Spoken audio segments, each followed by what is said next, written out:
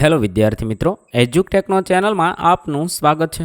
આજે આપણે શીખીશું ધોરણ 7 વિષય સામાજિક વિજ્ઞાનની તારીખ 20/4/2026ના રોજ લેવાનારી વાર્ષિક પરીક્ષાના મોડલ પ્રશ્નપત્રનું સોલ્યુશન.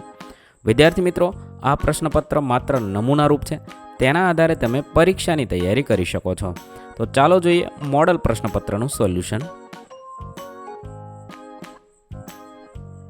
વિદ્યાર્થી મિત્રો, આપેલ પ્રશ્નપત્ર 80 ગુણનું રહેશે અને તારીખ 20/4/2026 ને સોમવારના રોજ લેવાનારી સામાજિક વિજ્ઞાન વિષય માટે ખૂબ જ ઉપયોગી બનશે. પ્રશ્ન નંબર 1 યોગ્ય વિકલ્પ વડે નીચેના વિધાનોની ખાલી જગ્યા પૂરો. 1. અહોમ ભાષામાં રચવામાં આવેલી ખાલી જગ્યા ઐતિહાસિક કૃતિ હતી. બુરંજી. 2. પ્રત્યેક જનજાતિના સભ્યો ખાલી જગ્યા પ્રથાથી એકબીજા સાથે જોડાયેલા હતા. કબીલા પ્રથાથી. 3. બિહાર અને ઝારખંડના વિસ્તારોમાં 12મી સુધી ખાલી જગ્યા સરદારોનું આધિત્ય હતું. ચેર સરદારોનું. 4. ગઢક કડંગાના ગોંડ રાજા ખાલી જગ્યાએ સંગ્રામ શાહની પદવી ધારણ કરતી હતી. અમનદાસ.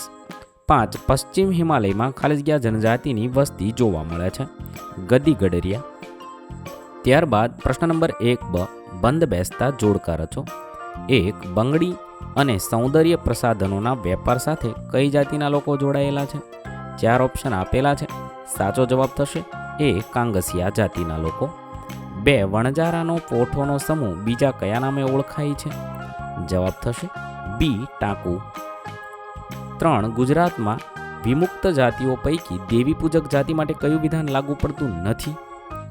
ન લાગુ પડતું વિધાન છે દોરડા ઉપર કરતબ બતાવવામાં આ જાતિ હોશિયાર છે, એ તેને લાગુ પડતું નથી. 4. વિચરતી વિમુક્ત જાતિના લોકો દૂર દૂર રહેતા હોવા છતાં કઈ બાબતમાં સમાનતા ધરાવે છે? 4 ઓપ્શન છે. સાચો જવાબ થશે એ ભાષા અને જીવનશૈલી. 5. વિચરતી વિમુક્ત જાતિઓ જીવન નિર્વાહ માટે કેવા પ્રકારની પ્રવૃત્તિ કરતી ન હતી? 4 ઓપ્શન છે. સાચો જવાબ થશે એ નાના મોટા વ્યવસાય કરવા. પ્રશ્ન નંબર 2 નીચેના પ્રશ્નોના ઉત્તર આપેલા વિકલ્પોમાંથી સાચો વિકલ્પ શોધીને લખો. 1. કઈ સંસ્કૃતિ ભક્તિ અને સૂફી આંદોલનનો સમન્વય છે? 4 ઓપ્શન આપેલા છે. સાચો જવાબ થશે હિન્દુ મુસ્લિમ સંસ્કૃતિ. 2. ભક્તિ અને સૂફી સંત કઈ ભાષામાં ઉપદેશ આપતા હતા? જવાબ થશે સાદી ભાષામાં. 3. ભક્તિ માર્ગના સંતો ચિંતકો અને તેમના સ્થળની કઈ જોડી ખોટી છે? જવાબ થશે ઉત્તર ભારત રામાનુજાચાર્ય, એ ખોટી છે. 4. ભક્તિ આંદોલનની શરૂઆતનો શ્રેય કોને ફાળે જાય છે? જવાબ થશે બી શંકરાચાર્યને ફાળે જાય છે. 5. ઉત્તર ભારત અને રાજસ્થાનમાં ભક્તિ આંદોલનના મહત્વપૂર્ણ સંતો તરીકે કોની ગણના થાય છે? જવાબ થશે સી સુરદાસ, નરસિંહ મહેતા અને મીરાબાઈ. 6. નરસિંહ મહેતાનું કયું ભજન આજે સમગ્ર રાષ્ટ્રમાં લોકપ્રિય બન્યું છે? જવાબ થશે બી વૈષ્ણવજન તો તેને રે કહીએ. 7. અધર્મના માર્ગમાંથી ધર્મના માર્ગે વળ્યા હોય તેવા મહારાષ્ટ્રના મહાન સંત કોણ હતા? જવાબ થશે સી નામદેવ. 8. ચિશ્તી સંપ્રદાયના કયા સંત અજમેરમાં હિન્દુ મુસ્લિમ માટે કોમી એકતાના પ્રતીક હતા? જવાબ થશે ખ્વાજા મોઇનુદ્દીન ચિશ્તી. પ્રશ્ન નંબર 3 નીચેના પ્રશ્નોના ઉત્તર 2-3 વાક્યમાં લખો. કોઈ પણ 4 લખવાના છે. 1. લઘુચિત્રો ક્યાં ક્યાં જોવા મળે છે? તો રાજસ્થાન અને ગુજરાતના જૈન ગ્રંથોમાં અનેક લઘુચિત્રો જોવા મળે છે. આ ઉપરાંત મહાભારત અને પંચતંત્ર જેવા અનુવાદિત ગ્રંથોમાં તેમજ અબુલ ફઝલે લખેલી અકબરની આત્મકથા અકબરનામામાં ખૂબ જ સુંદર લઘુચિત્રો દોરવામાં આવ્યા છે. 2. પાળિયા કોને કહેવામાં આવે છે? તો દુશ્મનો સામે પાળ થઈ ઊભા રહી યુદ્ધ કે લડાઈમાં ખપી જનાર વીર શહીદોની સ્મૃતિમાં જે સ્મારક કે ખાંભી ઊભી કરવામાં આવે તેને પાળિયા કહેવામાં આવે છે. 3. કઈ સ્થાપત્ય શૈલીને નાગર શૈલી તરીકે ઓળખવામાં આવે છે? તો ઈસુની 5મી સદી પછી ભારતના ઉત્તર ભારત, હિમાલયથી છેક મધ્ય ભારતમાં વિંધ્ય પર્વતમાળા સુધી વિકસેલી મંદિરની સ્થાપત્ય શૈલીને નાગર શૈલી તરીકે ઓળખવામાં આવે છે. 4. કયા દિવસને પતિથીના તહેવાર તરીકે ઉજવાય છે? તો પારસી વર્ષમાં છેલ્લા 5 દિવસો ધાર્મિક પર્વ તરીકે ઉજવાય છે. એ 5 દિવસોમાંથી છેલ્લા દિવસને પ્રાયશ્ચિતના દિવસને પતેતી તરીકે ઉજવવામાં આવે છે. 5. અમદાવાદની રથયાત્રાનું આયોજન કેવું હોય છે? તો અમદાવાદની રથયાત્રામાં હાથી, ઘોડા, અખાડા, સાધુ સંતો સહિત લાખોની સંખ્યામાં લોકો ભાગ લે છે. પહિંદ વિધિ કર્યા પછી રથયાત્રામાં ભગવાન જગન્નાથ, મોટાભાઈ બલરામ, બલભદ્ર અને બહેન સુભદ્રા રથમાં સવાર થઈ નગરચર્યા માટે નીકળે છે. પ્રશ્ન નંબર 4. નીચેના પ્રશ્નોના માગ્યા મુજબ જવાબ આપો. 1. છત્રપતિ શિવાજીનો પરિચય. છત્રપતિ શિવાજી 17મી સદીના મહાન શાસક હતા. તેમણે મુઘલ સમ્રાટ ઔરંગઝેબ, બીજાપુરના સુલતાન, પોર્ટુગીઝો વગેરેને હંફાવીને દખ્ખણમાં એક સ્વતંત્ર રાજ્યનું નિર્માણ કર્યું હતું. છત્રપતિ શિવાજીના નેતૃત્વ હેઠળ મરાઠાઓએ દખ્ખણમાં છાપામાર યુદ્ધ પદ્ધતિ અપનાવીને ઘણા પ્રદેશો મેળવીને વિશાળ મરાઠા સામ્રાજ્યનું નિર્માણ કર્યું હતું. છત્રપતિ શિવાજીએ રાજ્ય માટે કુશળ, કાર્યક્ષમ અને પ્રજા કલ્યાણકારી શાસન તંત્રની રચના કરી હતી. આ રીતે છત્રપતિ શિવાજી વિશે લખીશું. 2. શીખ સામ્રાજ્યના શક્તિશાળી શાસક રણજીતસિંહની કામગીરી. તો રણજીતસિંહ શીખ સામ્રાજ્યના મહાન શાસક હતા. તેમણે લાહોર, અમૃતસર, કાશ્મીર, પેશાવર અને મુલતાન પર વિજય મેળવી શીખ સામ્રાજ્યનો વિસ્તાર કર્યો હતો. તેમણે તેમના લશ્કરમાં યુરોપિયન સેનાપતિઓ અને સૈનિકોની નિમણૂક કરી હતી. તેમણે તેમના સૈન્યને યુરોપના દેશોના સૈન્યની જેમ અતિ આધુનિક બનાવ્યું હતું. રણજીતસિંહે લાહોરમાં તોપ બનાવવાનું કારખાનું સ્થાપ્યું હતું.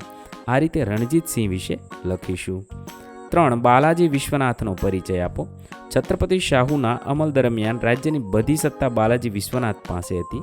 તેમણે બધી સત્તા પોતાના હસ્તક લઈ એક રાજકર્તા તરીકે વહીવટ સંભાળ્યો હતો. મરાઠા રાજ્યના પ્રથમ પેશવા બનીને બાલાજી વિશ્વનાથે પોતાના વારસદારો માટે પેશવા પદ પરંપરાગત બનાવ્યું હતું. તેમણે મરાઠા રાજ્યનો સારો વિકાસ કર્યો હતો. પ્રશ્ન નંબર 5. નીચેના પ્રશ્નોના ટૂંકમાં ઉત્તર લખો. 1. સુનામી એટલે શું અથવા સુનામી કોને કહે છે? સમુદ્ર કે મહાસાગરના પેટાળમાં જ્વાળામુખી ફાટવાથી કે ભૂકંપ આવવાથી મોટા પાયે થતા ભૂસ્ખલનથી સમુદ્રની સપાટી પર ખૂબ વિશાળ કદના શક્તિશાળી અને અસાધારણ લંબાઈના મોજા ઉત્પન્ન થાય છે, તેને સુનામી કહે છે. 2. ભૂકંપ એટલે શું અથવા ભૂકંપ કોને કહે છે? તો પૃથ્વીના પેટાળમાં થતી ભૂગર્ભિક ક્રિયાઓને લીધે પૃથ્વી સપાટીનો અમુક નબળો ભાગ આકસ્મિક રીતે વેગથી ધ્રુજી ઉઠે છે, તેને ભૂકંપ કહે છે. 3. ભારતમાં વાવાઝોડાની અસરો ક્યાં અનુભવાય છે? તો ભારતમાં વાવાઝોડાની અસરો દેશના પૂર્વ કિનારે અને મલબાર કિનારે તેમજ કચ્છ અને સૌરાષ્ટ્રના કિનારે અનુભવાય છે. 4. દુષ્કાળ દરમિયાન શું કરવું જોઈએ? તો પહેલું, સસ્તા દરના અનાજના વિતરણની વ્યવસ્થા ઊભી કરવી જોઈએ. તાકીદની જરૂરિયાત સિવાયના અન્ય બાંધકામો બંધ કરવા જોઈએ. અનાજ અને ઘાસચારાની સંગ્રહખોરી સામે પ્રતિબંધાત્મક પગલાં ભરવા જોઈએ. 5. પૂર પહેલાં શું કરવું જોઈએ? તો સ્થાનિક કક્ષાએ પૂરના વિસ્તારોની વાકેફ રહેવું જોઈએ. ઊંચા વિસ્તારોથી માહિતગાર રહેવું અને પૂર દરમિયાન પોતાની કિંમતી વસ્તુઓ લઈને એ વિસ્તારમાં જતું રહેવું જોઈએ. સરકારી તંત્ર દ્વારા પૂર અંગેની અપાતી ચેતવણીઓ ચુસ્તપણે અમલ કરવો જોઈએ. પ્રશ્ન નંબર 6. માગ્યા મુજબ જવાબ આપો. પહેલું, જંગલોનું આર્થિક મહત્વ શું છે? જંગલોનું આર્થિક મહત્વ જોઈએ તો પહેલું, જંગલોની મુખ્ય પેદાશ લાકડું છે. જંગલમાંથી સાગ, સાલ અને સીસમ જેવા મજબૂત અને ઇમારતી લાકડા મળે છે. તેમાંથી ઘરનું ફર્નિચર પણ બને છે. 2. દેવદાર અને ચીડ જેવા વૃક્ષોના પોચા લાકડામાંથી રમતગમતના સાધનો, ચા અને દવાના પેકિંગની પેટીઓ, દીવાસળી, કાગળ, કૃત્રિમ રેસા વગેરે વસ્તુઓ બને છે. 3. વાંસમાંથી કાગળ અને રેયોન તેમજ ટોપલા, ટોપલી, રમકડા, સાદડી અને ગૃહ સુશોભનની વસ્તુઓ બને છે. 4. જંગલોમાંથી લાખ, ગુંદર, મધ, ઔષધિઓ વગેરે મળે છે. ખેરના લાકડામાંથી કાથો મળે છે. ચીડના રસમાંથી ટર્પેન્ટાઇન અને યુકેલિપ્સના પાનમાંથી ઔષધીય તેલ મળે છે. ચંદનના વૃક્ષોમાંથી ચંદનનું લાકડું, સુખડ તેમજ સુખડનું તેલ મળે છે. સુંદરી વૃક્ષના લાકડામાંથી હોળી બને છે. સંસાધન એટલે શું? પૃથ્વી પર મળતા હવા, જળ, જમીન, વનસ્પતિ અને ખનિજો જેવા માનવીને ઉપયોગમાં આવતા કુદરતી તત્વોને, પદાર્થોને સંસાધન કહે છે. સંસાધનોની કેટલીક ચોક્કસ વિશિષ્ટતાઓ અને ઉપયોગિતાઓ છે. સંસાધનો મર્યાદિત છે, તેથી તેમનો ઉપયોગ કરવા માટે આપણે અનેકવિધ તકનીકોનો ઉપયોગ કરવો જોઈએ. સંસાધનો દેશના અર્થતંત્રની કરોડરજ્જુ ગણાય છે. તે લોકોની શક્તિ અને સમૃદ્ધિના આધાર સ્તંભો છે. 3. સહારાના રણની વનસ્પતિ અને પ્રાણી જગત વિશે લખો. તો સહારાના રણની વનસ્પતિ રણપ્રદેશની હોવાથી ખૂબ ઓછી જોવા મળે છે. રણની ધાર પર જ્યાં ખૂબ ઓછો વરસાદ પડે ત્યાં ટૂંકું ઘાસ થાય છે. મુખ્યત્વે કેક્ટસ મળે છે અને કાંટાળા છોડ થાય છે. પ્રાણી જગતમાં જોઈએ તો ઊંટ છે, ઘેટા બકરા, ઘોડા, ખચ્ચર, ગધેડા વગેરે પ્રાણીઓ છે. રણ પ્રદેશમાં શિયાળ, ઝરખ, વીંછી, કાંચીડા, સાપ, ગરોળી, ઘો વગેરે જેવા પ્રાણીઓ જોવા મળે છે. પ્રશ્ન નંબર 7. ભારતના નકશામાં નીચે આપેલા સ્થળો દર્શાવો. ભારતના નકશામાં આ મુજબ લદ્દાખ, રાજસ્થાન, કચ્છનું રણ, નર્મદા નદી અને બંગાળનો ઉપસાગર દર્શાવી શકીએ. અંદામાન નિકોબાર ટાપુઓ પણ દર્શાવ્યા છે. ત્યારબાદ પ્રશ્ન નંબર 8. નીચેના પ્રશ્નોના ઉત્તર આપેલા વિકલ્પોમાંથી શોધીને લખવાના છે. 1. ભારતમાં છેલ્લી વસ્તી ગણતરી ક્યારે થઈ હતી? જવાબ થશે ઈસવીસન 2011માં. 2. જો ભારતમાં વસ્તી ગણતરી 1991માં થઈ છે તો ત્યાર પછી કયા વર્ષે વસ્તી ગણતરી થઈ હશે? તો 2001માં થઈ હશે. 3. વિશ્વમાં કોણે સ્વર સામ્રાજ્ઞી તરીકે નામના મેળવી છે? જવાબ થશે બી. લતા મંગેશકર. 3. નીચેનામાંથી કયા ખેલાડીએ ભારતને એશિયન ગેમ્સમાં સુવર્ણચંદ્રક અપાવ્યો છે? જવાબ થશે સરિતા ગાયકવાડ. 5. આપણા રાજ્યના પ્રથમ મહિલા મુખ્યમંત્રી બનવાનું બહુમાન કોને મળ્યું છે? જવાબ થશે શ્રીમતી આનંદીબેન પટેલ. 6. નીચેનામાંથી કઈ મહિલાના નામે ભારતના પ્રથમ મહિલા વડાપ્રધાન બનવાનું શ્રેય છે? તો શ્રીમતી ઇન્દિરા ગાંધી. 7. સુષ્મા સ્વરાજ વિશે નીચેનામાંથી કયું વિધાન સુસંગત છે? જવાબ થશે તે આપણા દેશના પ્રથમ મહિલા વિદેશ મંત્રી હતા.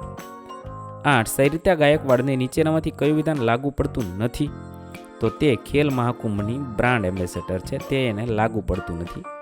પ્રશ્ન નંબર 9. નીચે આપેલા જાહેરાત માધ્યમનો પરિચય આપો. 1. આનંદ જેન્ટ્સ ટેલર્સ માટે જાહેરાત બનાવો. તો આ રીતે તમે છે એ જાહેરાત બનાવી શકો છો. 2. પ્રવાસ માટેની જાહેરાત બનાવો. તો આ મુજબ તમે પ્રવાસ માટેની જાહેરાત બનાવી શકો છો. પછી પ્રશ્ન નંબર 10. નીચેના પ્રશ્નોના માગ્યા મુજબ ઉત્તર આપો. 1. નિયંત્રિત બજાર એટલે કે માર્કેટિંગ યાર્ડ. કૃષિના પાકોનું વધુ ઉત્પાદન મેળવ્યા પછી તેના વેચાણ માટે સારી બજાર વ્યવસ્થા હોવી અનિવાર્ય છે. આઝાદી પછીના સમયમાં ખેત ઉત્પાદનોના વેચાણની કોઈ વ્યવસ્થા ન હતી, તેથી ખેડૂતોનું શોષણ થતું અટકાવવા સરકારે નિયંત્રિત બજાર એટલે માર્કેટિંગ યાર્ડની વ્યવસ્થા કરી. ખેડૂતો ખેત ઉત્પાદનોના વેચાણમાં ગેરરીતિનો ભોગ ન બને, તેમના ખેત ઉત્પાદનો વ્યાજબી ભાવ મળે, એ રીતે આર્થિક રીતે સમૃદ્ધ બને, એ હેતુથી ગુજરાતના દરેક તાલુકા મથકે ખેતીવાડી ઉત્પન્ન સમિતિની રચના કરવામાં આવી છે. આ રીતે માર્કેટિંગ યાર્ડ વિશે તમે લખી શકો છો. બીજું છે મહોલ્લા બજાર. મહોલ્લા બજારની દુકાનો આપણા ઘરની આસપાસમાં હોય છે. એ દુકાનોમાંથી ગ્રાહકો પોતાના રોજિંદા ઉપયોગની વસ્તુઓ તેમની જરૂરિયાતના સમયે દિવસ દરમિયાન ગમે ત્યારે ખરીદી કરી શકે છે. દાખલા તરીકે ડેરીની દુકાનમાંથી દૂધ, દહીં, છાશ, ઘી વગેરે, કરિયાણાની દુકાનમાં તેલ, મસાલા, ચાખાંડ, ગોળ, સાબુ, દાળ, ચોખા, ઘર વપરાશની વસ્તુઓ, સ્ટેશનરીની દુકાનમાંથી પેન, પેન્સિલ, નોટબુક, પુસ્તકો વગેરે. આવી રીતે તેને મહોલ્લા બજાર કહે છે. 3. ગ્રાહક કોને કહેવાય? ગ્રાહકના અધિકારો. કોઈ પણ વેપારી, દુકાનદાર, સંસ્થા કે વ્યક્તિ પાસેથી તેના વપરાશ માટેની ચીજ વસ્તુઓ કે સેવા મેળવનાર ગ્રાહક કહેવાય. ગ્રાહક સુરક્ષા અધિનિયમ 1986 અંતર્ગત ગ્રાહકને નીચેના અધિકારો છે. પહેલું તો સલામતીનો અધિકાર. જોખમરૂપ આરોગ્ય હાનિકારક ચીજવસ્તુઓ ખરીદ વેચાણ સામે સલામતી મેળવી શકે છે. બીજો છે માહિતી મેળવવાનો, એટલે કે તે ચીજવસ્તુની માહિતી મેળવી શકે છે. પસંદગી કરવાનો, અનુકૂળ વસ્તુ પસંદ કરી શકે છે. અને રજૂઆત કરવાનો, જો કાંઈ વસ્તુમાં ખામી હોય તો રજૂઆત કરવાનો અધિકાર છે. અને ફરિયાદ નિવારણનો, એટલે ખામીયુક્ત, ક્ષતિયુક્ત સેવા છેતરામણીથી થયેલી હેરાનગતિ વિરુદ્ધ ફરિયાદનું નિવારણ અને નુકસાનનું યોગ્ય વળતર મેળવી શકે છે. અને ગ્રાહક શિક્ષણ મેળવવાનો, જોડાયેલી તમામ બાબતોથી અને વસ્તુથી માહિતગાર થવા માટે યોગ્ય ગ્રાહક શિક્ષણ મેળવવાનો પણ ગ્રાહકને હક છે. 4. ગુજરી કે સાપ્તાહિક બજાર. સાપ્તાહિક બજાર સપ્તાહના કોઈ એક નિશ્ચિત દિવસે ભરાય છે, તેને ગુજરી બજાર પણ કહે છે. કેટલાક વિસ્તારોમાં તેને હાટ કહે છે. જો સાપ્તાહિક બજાર શનિવારના દિવસે ભરાતું હોય તો તેને શનિવાર કહેવાય છે, રવિવારી કહે છે, આવું બધું કહે છે.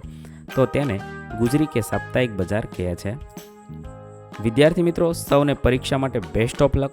નવા વિડીયો સાથે ફરીથી મળીશું, ત્યાં સુધી અલવિદા.